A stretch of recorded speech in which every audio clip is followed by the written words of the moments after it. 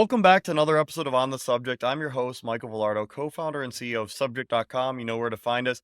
And today we have an incredibly special guest. This is a deeply personal podcast to myself. Over the years, I've had a ebb and flow with my physical and mental wellness and health routines. And, this person has really got me back on track and has really helped drive Subject and our ability to impact learners and educators back on track because of how much better I've taken care of myself due to her incredible training, wellness expertise, and the way that she's been able to make me a better person, human being, and the strongest I've ever been in my life. This is Morgan Karolyi, a trainer at the famous Dogpound Fitness. I got the hat on today. One of the most premium gyms in the entire world with locations in Los Angeles, New York, and a small outpost in Miami. Welcome to the show today. Thank you so much. That was a beautiful introduction. I'm really excited to be here. And like you said, we've been able to be on this amazing journey together for the past, I'd say 6-ish months, 7 So we months. technically started in April and we're now in November. This podcast will be released before the end of the year, probably in December. And so it's been an incredible journey. And so, that's really where I want to start. What's your journey? You're from Northern California. Yeah. You went to Chico State. How did someone from a small town, Northern California, Chico State, end up in, San Diego, Los Angeles? Tell us your story. How'd you end up down here? Well, I grew up in a tiny little town. I was telling someone earlier that I had stop signs. There were no stoplights. That's how small it was. We probably had as many almond orchards as we did people. So it was a little bit. What's the town? Called Durham. Shout out Durham, California. Shout out Durham. We love it. I went there kindergarten through 10th grade, and because it was so small and my personality even then was very big and bold, I did not like the small town. And so I actually went to Chico High, which, funny enough, it looks at Chico State, which is where I went to college. So still very small town altogether, didn't move very far.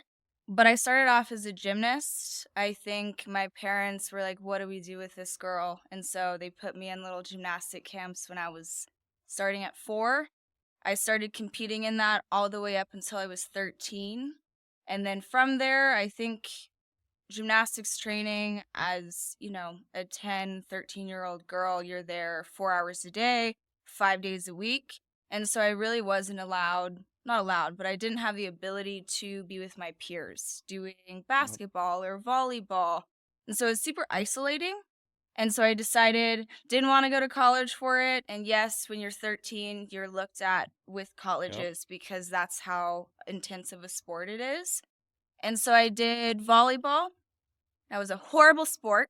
I did not know how to be on a team. People would miss the ball and I'd be so dramatic. The amount of I probably had 4 to 5 coaches when I first started sit me down and be like, you can't have this attitude. It is not appropriate. That's how bad of a sport I was. But anyway, did that. Didn't like the team sports. I think I tried. I got pretty good at volleyball, was on varsity at a young age. Cool. But I always had really bad body dysmorphia from gymnastics because I'm lifting weights still as a 9-year-old girl.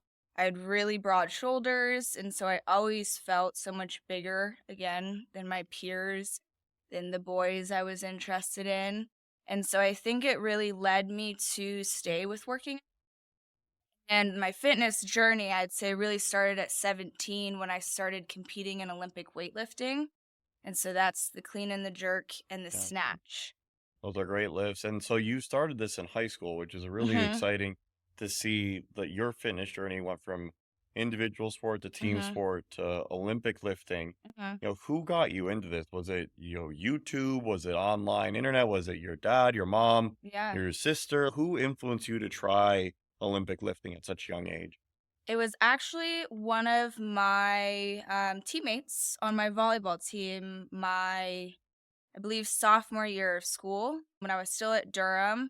CrossFit was booming at this point. I think it was 2016. Rich Froning, fittest man in the world. Yes, 2016, 2017 were what's the what? CrossFit was everything. And her name was Megan, was actually on the USA team. and this girl's 4'11", I think, and like back squatting like 275. Wow. Just In high school? yes, Wow. insane athlete. And I think she had a similar background. She was a gymnast and then she did volleyball, same idea, and then was like, I'm going into weightlifting.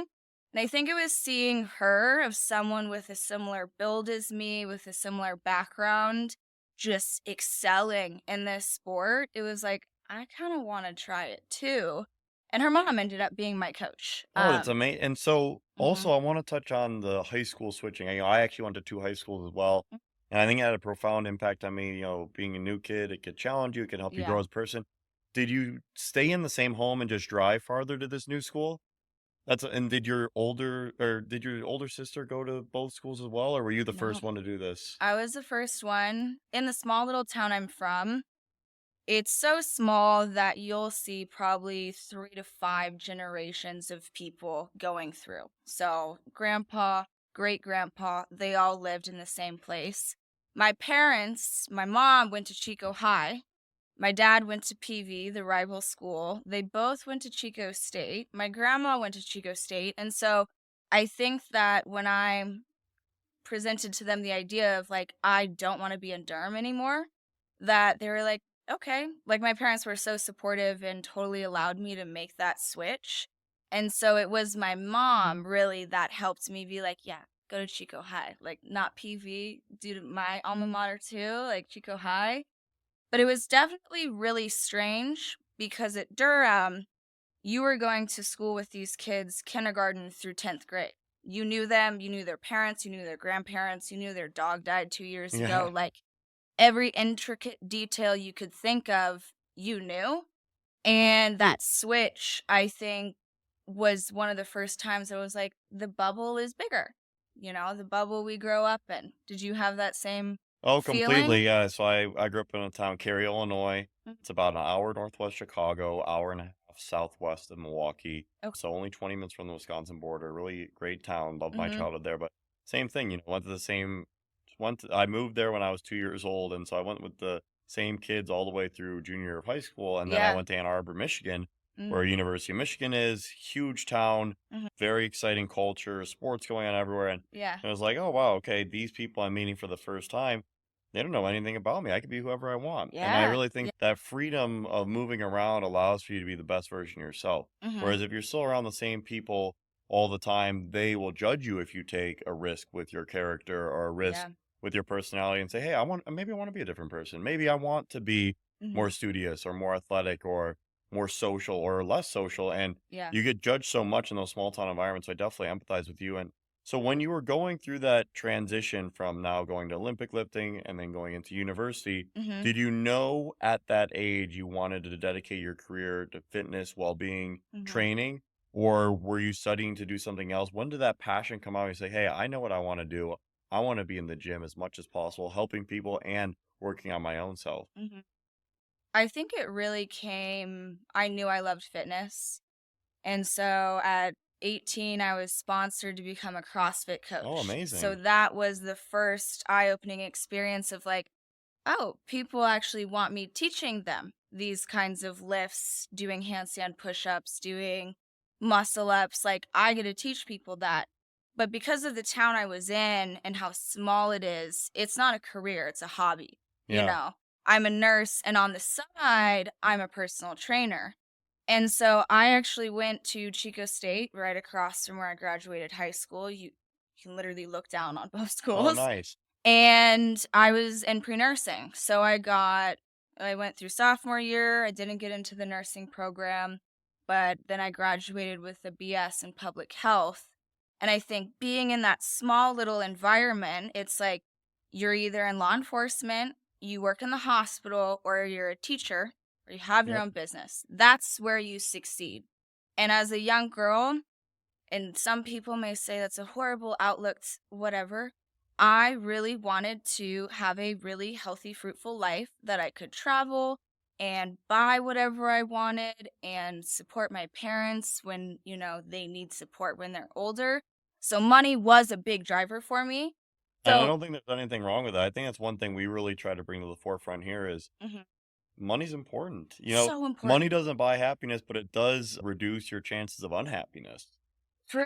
It's So, very true. like, Yes. if you have no money, your chance of being unhappy are very high. If you Yeah. have some or a lot of money, your chances of being unhappy are definitely less than that. Yeah. And doesn't mean that you're guaranteed to be super happy. And people with money do have a lot of problems as well, but Absolutely. it's super important to have financial stability. And I Yeah. mean, especially if you want to move, and it sounds like, you went from Chico State to San Diego, then LA. Like those are expensive cities, Very expensive. much Yes. more expensive than, Durham, I would Yeah. guess. And so Yeah. in order to support yourself, you have to make money. Yeah.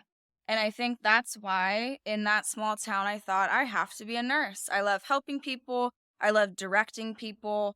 You could say I love telling people what to do in a There's funny nothing wrong with sense. that. That's No, why I I'm a mean, trainer. yeah, Yeah. excellent. Yeah. You're good. I love it when I'm at the gym. I say I don't want to make any decisions because Yeah. my job is all decisions, telling people what to do, and I think it's a really important skill set. But I love that you're really good at it as well. Yeah. Yeah. And I think not a lot of people are. It's like standoffish is fine. But I think, especially with things I'm passionate about, which is helping people specifically in the gym, it's like, I want to tell you what to do, mainly because I know what I'm talking Yep. about. Why do you know what you're talking about? Because I know I'm 25, but It doesn't matter though. Age is yeah. just a number. Don't be ageist on Thank yourself. you. Thank you. You're Yeah, right. yeah, You're yeah. right. But I never it actually a funny little side story of this podcast here. One of our colleagues that I'm very close with, you met her earlier, and Mhm. she was asking me how old you are. And it's funny because I never think about your age at all. Like, even Yeah. though I'm a little bit older than you, I'm not Yeah. that old though, everyone. No. I'm still No, no. young, but I never think about your age. I just respect people based on their knowledge Mhm. and the way they command a room. And I think that's one of the most beautiful pieces of adulthood. And one of my biggest pet peeves is people who do try to mom or dad you if Mhm. they're 15 or 20 years older than you. That Mhm. doesn't give you the right to, this isn't 1900, 1800. Yeah. Respect your elders all the way, no Yeah. doubt about it. But just because you're older than someone doesn't mean you get to command respect or authority over them. No. And I think some people definitely still have that mindset. And within my first job as an 18-year-old girl telling 35, 40 Yeah, year old men what to do, you it was that had to be hard. it was very hard because a lot of the times also looking at me, I didn't have the same physique I do now. And yes, I'm new into teaching and new into, showing a room how to move. But I feel like a lot of people didn't necessarily listen to me because of my age, because of how new I was. And I do get now, like, I think it is hard if someone who was 18 was telling me how to work out, I might Yeah. be like, but then it comes with seeing the person work out themselves. Yep. That's a whole different idea. So I would try and work out in front of these people as much as I could Yes. to kind of gain the respect of like, yeah, I'm young, but I also don't think that means you shouldn't appreciate and listen to the cues I'm giving you, to the tips I'm giving you, to the tiny little minute detail on how to increase a lift, how to not hurt your shoulder when you're doing like a push press, something like that. But I think, again, it's the bubbles we're in. And in that bubble, it's, you're older and you have money. I'm going to respect you. If you're young and you're in college, I don't really want to listen to you.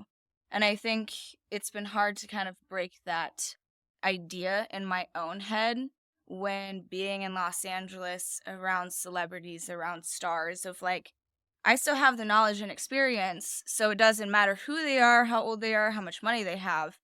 If you're coming to me to work out, to be trained, I know what I'm talking about. You 1,000,000% do. And I think that's what I was trying to evoke for the listener. I love how you really eloquently said it, is like, hey, your confidence really dictates the way people Mhm. perceive you. And I actually had a coach one time, and shout out to this guy because it actually has always stuck with me. Like, no one can give you your confidence. Yes, No one yes. can. And when you lose it, everyone sees it. You Mhm. have to maintain your confidence at all time, because he said, hey, if you lose your confidence, nobody's going to believe in you. Mm. You have to control your confidence, because it's not like someone like, hey, Morgan, you're the greatest thing in the world. Here's confidence. I Yeah. can't give it to you. I can help support you and be kind to you, but Mhm. you have to control your confidence. And so, Mhm. you clearly had to have enough confidence to leave home, to try going to these big cities Yes. and seeing how it was going to work out. What were some of the most shocking things about the San Diego or LA culture that you were a little, excited about or perplexed by? What was it like going from that small of a town with stop signs only to Mhm. the second biggest city in the country, one of the most iconic cities in the world? Yeah. I think in a kind of longer story is I moved to San Diego because my ex-boyfriend was there. So Where did I you two meet? at Chico State. He Oh, was nice. Okay. one of the only other gym guys there, so Yeah. I took a fancy to him because of that Yeah. and because he was a great person. But when I moved to San Diego, it was like I always had, and this is kind of inappropriate, but I always felt like I was sucking on my mom's boob. Like that's a horrible Yeah. vision to, but I was so sheltered. It was Yeah. such a small town. I'd see my parents 2 times a week, even in college, and then moving, I'm with my boyfriend and I live with my boyfriend. So I always have someone there to come Yep. home to, and San Diego wasn't too shocking. It was in the midst of working on my TEAS test, applying to nursing So schools. you were still committed to potentially seeing nursing out in the San Diego. Yes.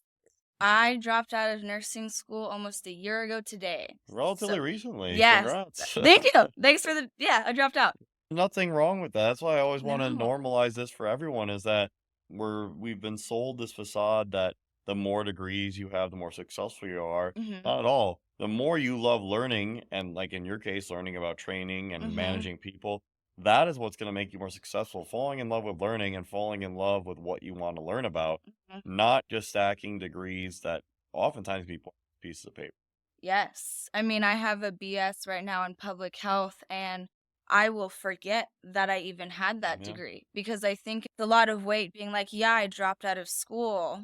It was very disappointing, and I didn't tell people about it. I didn't announce it because, in a way, I was also embarrassed of like, Oh, I it just hurts. spent 4 years working towards this goal because my bubble, that's the only way to Yep. succeed.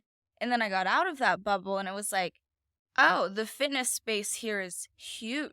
it's amazing. You It's the best in the Yeah. arguably the best in the world, wouldn't you Yeah. say? Yeah. The No, people care about what they look and feel here a lot. totally. And Totally. that's I think some people look at it and I think it's a great thing, in LA, I was in Chicago before this, and I love Chicago. I had a lot of fun there, but it was really more about eating and drinking there. Whereas Mhm. here, it's a lot about are you doing Pilates? Are you Yeah. weightlifting? Are you running? I mean, Are you it's like, vegan? yeah, yeah, yeah. I tried that when I moved here. Yeah, of course. You have to Yeah, try it all. yeah, I Dip your tried it. toe in and Yeah, decide that's not for me. yeah, I was very hungry. But they think meat is very important. I I mean, do if like you protein. I was vegan yeah. for 10 months. It was the skinniest I've been in my adult life, Mhm. so I do miss that aspect a bit, but, looking back at old pictures then versus now, like, I'm definitely much, stronger, and also my Mhm. mind feels a lot fresher. Yeah. And full respect to anyone who's vegan or vegetarian. One, Brian Johnson, I love that guy, and I know he's vegan. Have you looked him Mhm. up yet? I haven't. I'm Oh sorry, my Brian goodness. Okay, I'm Johnson. sending you Brian Johnson. If you ever want to come on the pod, please do. This guy is a legend. He's in Yes. Venice, health legend. He's vegan though only for moral purposes. He said it's not Understood. a scientific reason, more out of morality for him. But so you were saying you were with your boyfriend in San Diego, Yes. but then you ended up coming to LA. What happened with Yes. the boyfriend? What happened to LA? Like, how did that go down? I broke up with the boyfriend, which was very scary. And then I had nowhere to go because I lived with this man. And so That's pretty young too, living with someone. Like it you jumped was. in very fast. I It think was. But in my hometown, it makes sense. yeah, That's what I everyone got does, it. Okay, right? because I'm like, I know moving in with someone is super serious. But I think people need to understand when I talk about that, it's not that he was a bad person, but that was my idea of I'm 23 years old and I'm in a new spot that I felt like I didn't necessarily want to go to begin Yeah, with. I didn't want to be in San Diego. But then it me opened neither. yeah. It opened this whole idea of like the world is gigantic and I don't necessarily feel ready to be this committed to a person, Yeah. which was something I learned about myself. But once I broke up with him, I moved in, got into nursing school with Okay. one of my best friends from college, and I ended up moving into her parents' house. Where is this? This is in Sherman Oaks. So this was the Okay, so move this to is the LA. migration to This is LA. a Nice. migration. Within a 2-week period, I was out of the old apartment with my boyfriend and into this new place. Okay. And I was doing telemarketing, which I didn't think that's what it was, but I was selling, I was a telemarketer. And it was the most awful time of my entire life. I was, for the first time in like 23 years, alone. And that was really hard to accept because parents are 10 hours away, don't have a boyfriend. I have a really good friend and her family. And thank you, Jane, so much for everything you did. Yeah, shout out Jane. Jane rocks so hard, but I think that it was like, I'm by myself. I'm in the most insane city I've ever been in. Yes. You see celebrities walking down the street. I started going to zoo culture and all of these giant influencers with millions of followers. And it was like people that I had on my counter as a kid, the People magazine, I'm now seeing in real life and talking to them. And that was really weird. So how did you choose zoo culture? Is it because, and like this is somewhere where I wanted to go with the pod too, and I really appreciate everything you've done for me, but also just Yeah. getting to learn from you with your content journey. You got a decent following. I'm impressed. I definitely Thank want to you. follow your lead. When you think about building content in LA, a lot of it is doing content with other content creators and Mhm. being able to share some of their followers. The zoo culture place really interesting too, because it's one of the only gyms I think in the world where in the waiver you have to release that, hey, we anyone can film here, which was Mhm. part of this founder Bradley Martin's vision, was to be able to invite more creators there, which I think Mhm. is really innovative and really cool. I always, we make jokes in here about the coastal elitism. Mhm. I am kind of digging myself here. I'm not a valley person. I don't go to the valley, so Yeah. that's why I never went all the way out there. But when I Yeah. first moved to LA, I was very interested in it because I saw it Mhm. so much online. I'm like, this gym looks awesome. Totally. And I think it was one of those things too that it was a really cool spot. It is a hike to go to. And Yeah, so, this but like yeah, being in Sherman Oaks, you were it right was there. it was right there. And so it was like, I guess I'll try it. Yeah. And I did. And I remember the first day I was there, it was really weird. It was like a deer in headlights to everything. I didn't know who Bradley was. No idea. Had never seen him on social media before. And but you could tell the importance of him. Like he was there and people were kind of hanging around him. And then he chased me out the door and was like, "Do you do content creation?"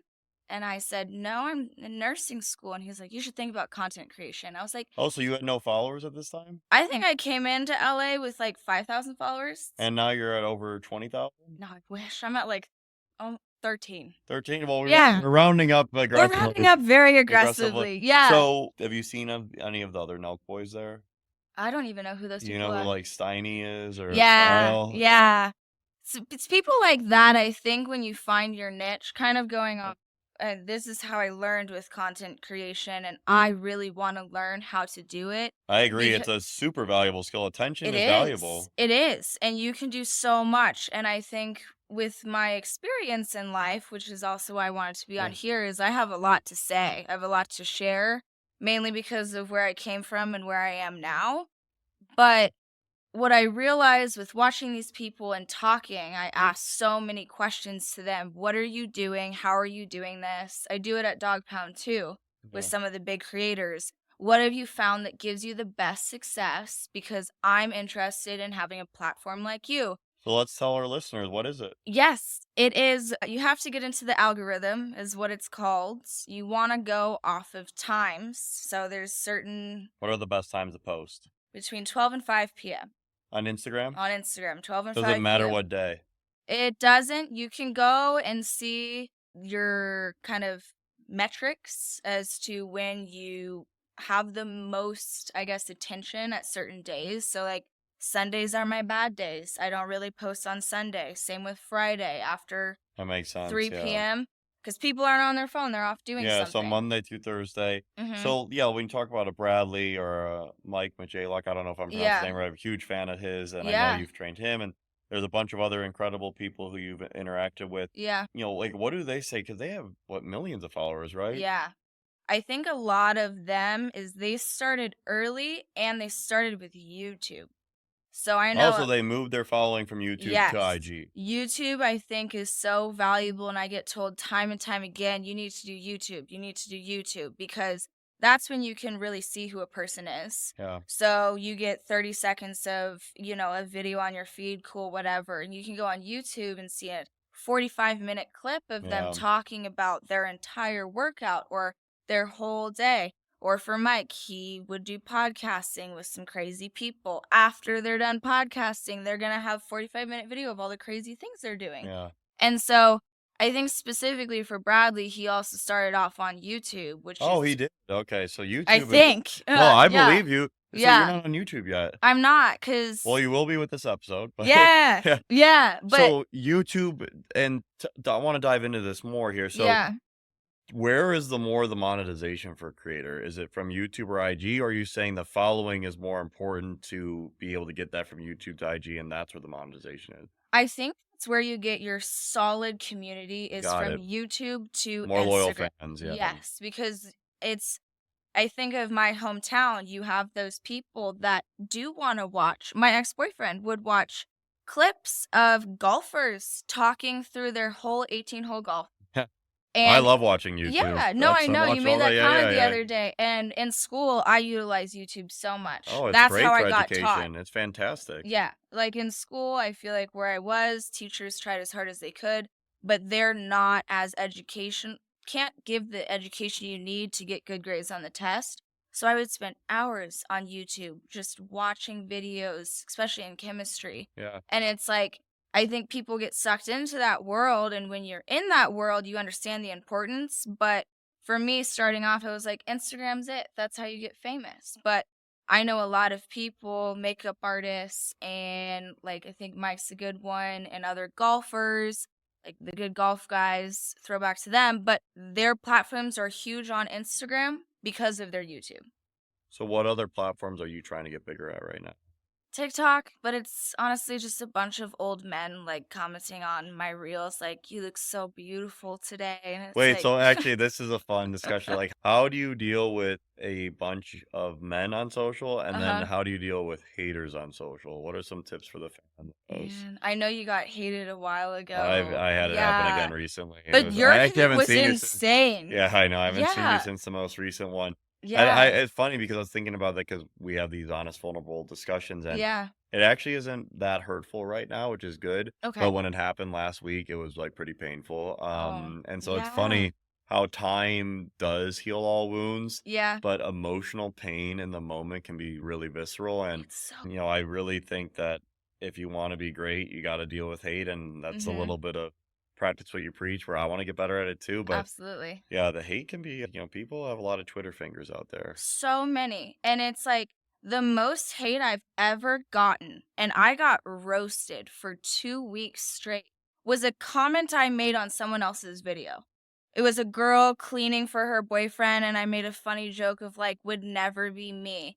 There were people telling me I needed to drown myself, to Oh my stick my goodness. head in a pillow, that I'd never get a boyfriend, that I'm too ugly. It makes sense no matter. And it was like, I just made a funny comment, and there were This 50 is on IG. on Instagram, and there's 50 comments below telling me to pretty much like kill myself. And how long ago was this? I deleted it finally last Oh, week because okay. it was getting to me. Because Yeah. I'm one of those reactional Yeah, I people know. where I'm It's like, oh, are you kidding me? And then I would want to comment back to them. It's like, I don't no, want to I get know that. stuck in that No, trap. that's the biggest thing that I've learned is Yeah. the first time this happened to me was in May of 2024. Mm-hmm. I'll never forget it. I was with my friend. We were actually out of the country together, Mm-hmm. and this post blew up, and I felt an obligation, to your point, to comment back on everything and explain, Mm-hmm. and kindly too.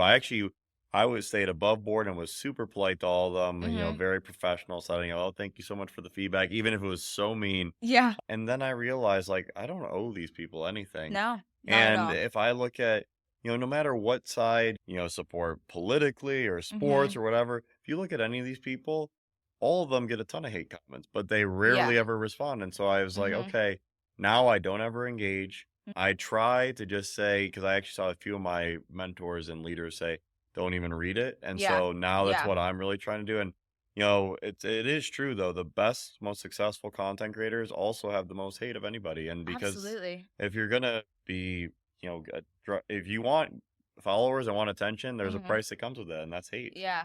And I think a lot of it is you have to stand out. You have to Yep, have you that gotta be it polarizing. factor. And people are going to always have something to say when you are being exceptional in some sort of field, Yep.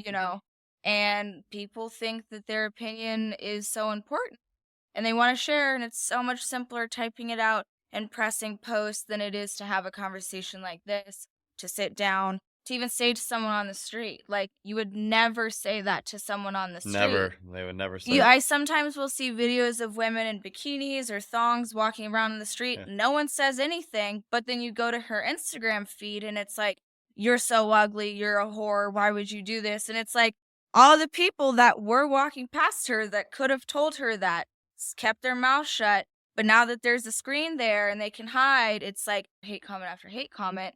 So, but I really think social media, this is one thing I wanted to talk to you about. It's so driven by hate right now.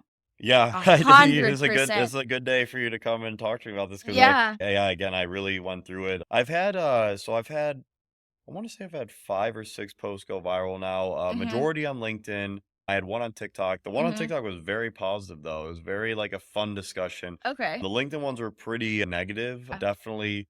And I agree, it is interesting though, I will say, and you realize why all the news and politics and everything go this way because the posts with the most views do have the most hate. Like Totally. hate does drive views. Totally. Like, if I do a slap happy positive education post, it Uh-huh. doesn't get as much engagement, which is No. sad because it's so much more positive and it's about the product.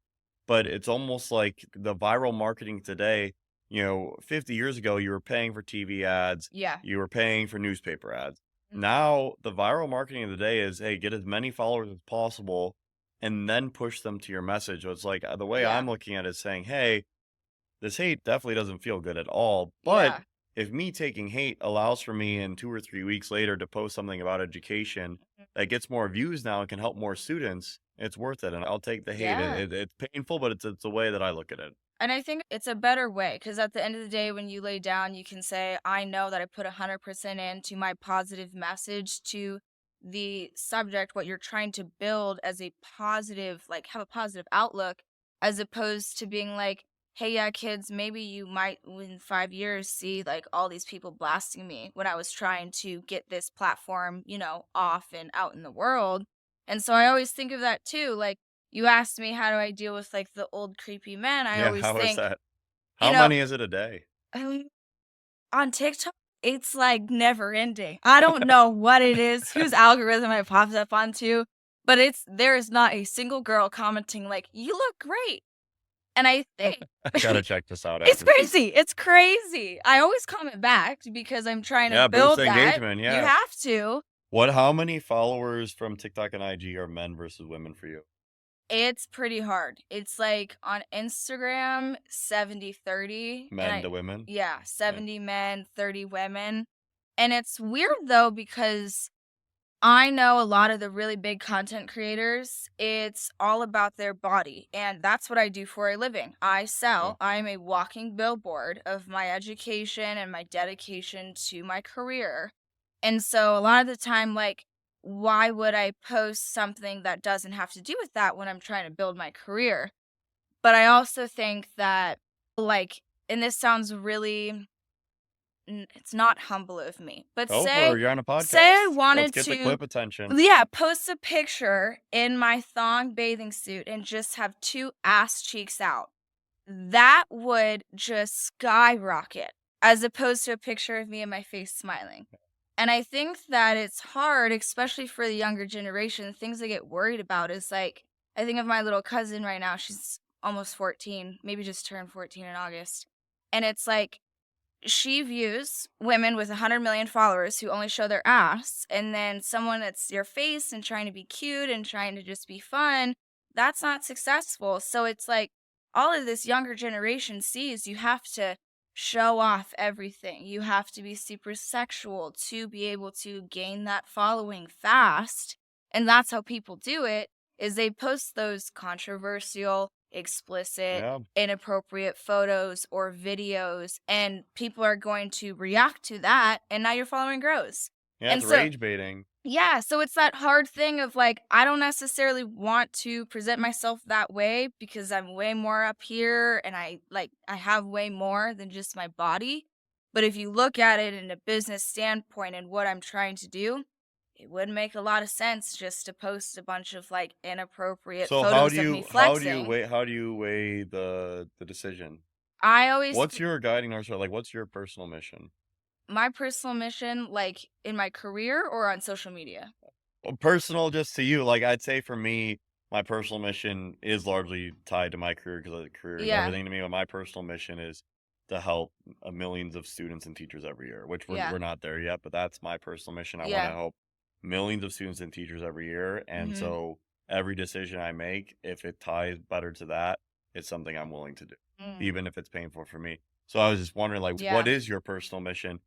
Is it, "Hey, I want to be able to help as many people get healthy as possible," or is it, "Hey, do I wanna get as many followers as possible?" There's no wrong Yeah, answer, it's yeah, more so just totally. it's a fun introspection. Totally. I think honestly for me, my biggest mission, and it's something that I'm trying to lean into and open up about, and I have on TikTok because I feel like that platform, I don't really care about it that much. Sorry, Yeah. TikTok, don't mess me up on my algorithm. They're always listening. I'm giving you a But follow after this, yeah. but I think that for me, it's teaching people about mental health and how working out can help you increase or change the way you view the world mentally. And it's something I asked about you before we even started this. Like, how are you feeling? Because we Yeah, had this that is everything to timeline. me. This is I think this Yeah. is one of the biggest things that every person can take away, and I can't trust enough, and I would trust any entrepreneur, educator, student, Hmm. any person that your fitter body, fitter mind. I always say fitter body, fitter Yes. mind. My whole life I was an athlete, played Division 1 hockey and baseball, and I was at a pretty healthy weight. Probably put on about 5 pounds after playing Hmm. because life happens and I was sitting more, but Yeah. probably 10 pounds of fat and lost 5 pounds of muscle. But let's just say I Yeah. put on 5 net pounds. Yeah. And then COVID happens. Starting a business, you're at your desk 18 hours a day. And it's not an exaggeration. It's like, oh, you're not doing that much. Like, no, I'm probably sleeping 5 or 6 hours, Hmm. working every other hour other than when I'm eating Hmm. and maybe showering. And Yeah. so, and the way that I looked at it at first was, hey, if I am at my computer all day, Hmm. this is helping my life, my company, my students more than me going and doing a bench press or going and doing a squat. Hmm. Because what does that have to do with the company? If I Absolutely. could put an extra 2 hours in, like if I have to go walk to Dogpound, which from here it's about 10-minute walk, Hmm. super relaxing, but 10-minute walk there, 10-minute walk back, work out an hour, having to, have to cut my meeting off right before. You're talking about an hour and a half to 2 hours of disruption Hmm. that I could work on the computer. Who in their right mind would do that as an entrepreneur? That's Yeah. terrible for the business. I'm giving up 2 hours. I'm instead of 18 hours now, I'm working 16 hours a day. Yeah. That is so insulting to my investors. I should never do that. And like that, and that's truly the negative self-talk that went on in my head for several years. But then, Hmm. I gained 30, 40 pounds. I was unhealthy. I noticed that I was more sluggish. Hmm. I didn't like how I looked. And this is something too we could even chat about. And no matter what anyone says, I think one, always be supportive of people. I'm all about positivity, but Yeah. no matter what, the way you look in meetings, it does affect the meeting. I hate that's the reality of the world. And again, Hmm. like I wish I could eat pizza all day and Yeah. not do anything. I love Yeah. eating, and that's why I gained the weight. But and I love my computer. Could work 18 hours a day on my computer, not because I have to, because I love to, Yeah. but like, you're looking sloppy. Your team's is he okay? You're meeting people externally. Like, you're looking a little more age. Is like, okay, I got to make a change. I got to dive back Yeah. into it. And so that's why I'm so thankful I found Morgan, because this is in April, Mm. and we've been 3.5 years on the company now, and Yeah. company's done very solid. But the last 6 months has infinitely been better than Mhm. any other 6 month period in the history of the company. In the last 6 months, we've had more success as a business than we've ever had, Mhm. and it's because one, my teammates, shout out to them, but also my leadership has been so much better because I've had a Mhm. fitter body, I've had a fitter mind, so I've been much less reactive, much less emotional with Mhm. teammates because I'm actually doing physical things. I'm Mhm. getting better sleep. I'm the strongest physically I've ever been. And soon, once I, cut another 10 to 15 pounds with Mhm. maintaining this strength, it'll be the best I've ever looked. And so I really appreciate for that. And I really believe fitter body, fitter mind, Mhm. you have to take care of your physical to be your best mental. And there's now a huge push of this on Silicon Valley. All the top CEOs, all the top leaders, they're really getting into health and fitness. Yeah. And that's because it's clear that's how you become a better professional, a better leader. And I think physical, if I was to tell anyone, something that you could do to make your life better and have a more successful life, better Mhm. job, is wake up and work out as hard as possible for an hour a day. Yeah. Yeah. No, I think you said it perfectly, and it has been really cool seeing you come in and kind of from where we started to where you are now. And of course, it comes with the comfort of the gym, I knowing the love that people gym. around you, Shout out that kind of Dogpound. thing. Yeah. But I think you can also see the confidence you have too, walking in and getting ready and you're going to lift and you know what's coming. And I think confidence is a big one too that you bring when you start working out. And it's not only because of the way you physically look or mentally feel, but it's you valuing yourself enough to give yourself that time each day or every other day, every 3 days that like, no one else matters. It is just about me and I'm Yep. going to take care of myself right now. Self-love is everything. And I think a lot of people, I mean, I've never met between you and Ryan, who I've talked to you about before, Yeah. my sister's hopefully soon to be fiance, but I don't think I've ever met people that work out more. And every day, Ryan works out. He goes for a run. He'll be in my parents' house during the holidays doing push ups and sit ups, something. And it's like, then he works from like 8 to 8, 8 to 9. Yep. And he's on his computer, on calls, doing all of that. But it's when you value of like, I can't be at the mercy of everyone else for all of this time when you finally realize, like, I am just as important as all the tasks that are in front of me. And you give yourself the ability to work out, to go for a walk, to go swimming, whatever it is. Like, that's, I think, when you kind of have more confidence in yourself as well, of like, I know I'm taking care of myself and I can help take care of you as well. Yeah, and no Um, one can give you your confidence. yeah, That's the point, exactly, exactly. and like we were talking about earlier, circling back to that, that's why working out is so important because you're right.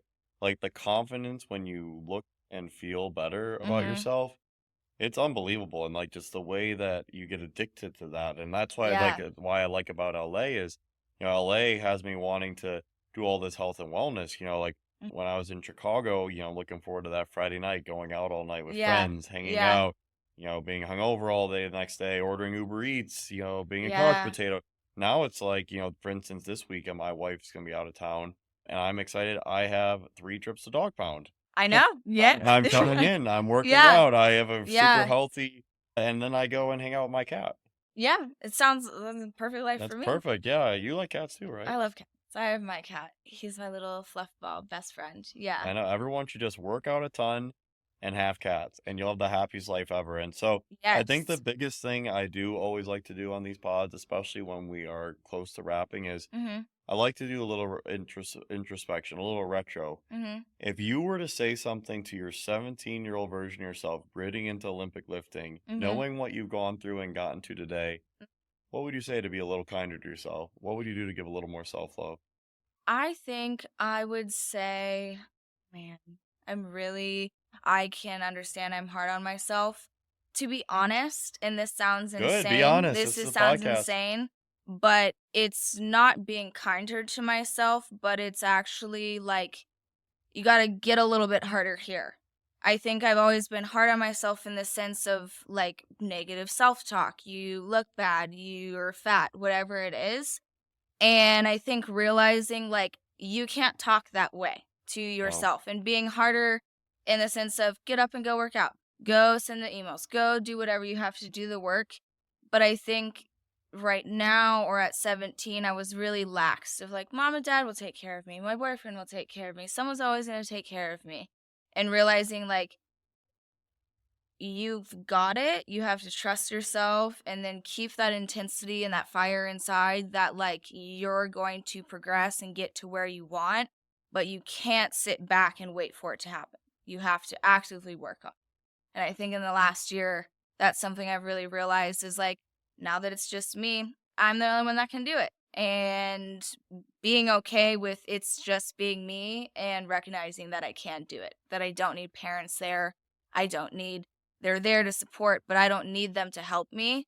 And it took me a really long time to realize that, like, you got it yourself. You don't need a crutch of anyone else, but get harder in the sense of, Hit hard, yeah, like the yeah, what David Goggins. Be hard, totally. stay hard. Yes. Seriously, Yeah. go harder. I always Yeah. say that we got to go harder. But where can we find you on social? Where can the fans find you? Yes. If you want to see my crazy TikTok comments, it's at Morgan.Karolyi. And then same with my Instagram. It's a little more PG on there because I always think, what if grandma saw it? And not that TikTok's inappropriate, but not on YouTube yet. But Those 2 platforms is what I use mostly. Instagram and TikTok, you can Yeah. find her there. And again, Morgan, I'm so appreciative of everything you've done for Yes. me and So proud of how you. much you've improved my physical and mental well-being. And we're really Yeah. excited to see your journey continue to be so illustrious and really take LA by storm. And so that's Thank another you. episode of On the Subject. Yeah. Again, you could find us. We're really pushing fans to YouTube and Spotify. Click like, click subscribe down below, leave a comment, and that way we can continue to bring some incredible leaders in industry and people throughout the country, but especially in Los Angeles, the heart of content creation, and Mhm. be able to learn more from some of the best. Thank you so much for your time today, Thank Morgan. you. Thanks.